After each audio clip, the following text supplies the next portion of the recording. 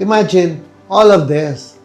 Take a lot of vitamins to repair all these body organs, but it will take years. Samantalang ito, isang injection lang, ando na kagad. Naramdaman ko nga parang in the first 1 week ko, parang ang daming langgam na lumalakad sa shoulder ko, sa dibdib ko, ikot-ikot. Tinanong ko sila kung bakit the cells were working. Kasi nga, ang black mountain sheep cell are organ specific. Meaning, kung ano yung mahina na organ ng katawan mo, ay babalikan niya at i-repair niya. After that, uupo ka lang, bibigyan ka ng infusion ng NAC 1,200.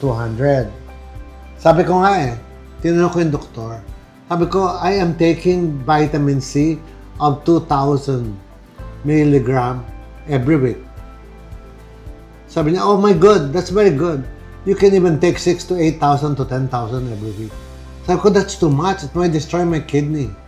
Ang sabi niya, no, as long it is IV incision, hindi na maapektuhan ng kidney.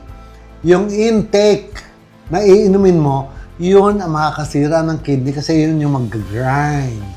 So, infusion is even better. That's the second day. And the third day is the post-treatment day. Sa post-treatment day, napakaganda rin dahil nagkaroon dito ng blood laser therapy. Inaalam kung infection pa yung dugo mo. Kumbaga, going back, study again, bibigyan ka ng biosleep wave therapy na kung saan makakatulog ka na lang, may mga wave na nararamdaman mo, umaandar sa utak mo, ayun pala, inaayos niya yung oras ng pagtulog mo. Tapos magkakaroon ng ozone therapy para i-energize ang lahat ng oxygen sa katawan natin para pabatain lahat yung oxygen natin, may kulang ba o dapat dagdagan. Tapos pinakahuli, yung exosome facial injection. Yung, my God, hindi ko mabilang ilang beses ako in-injection dito sa mukha, pero wala ko naramdaman tusok. Nagtataka ako how yung kamay nila ay napaka-gaang na wala kang maramdaman.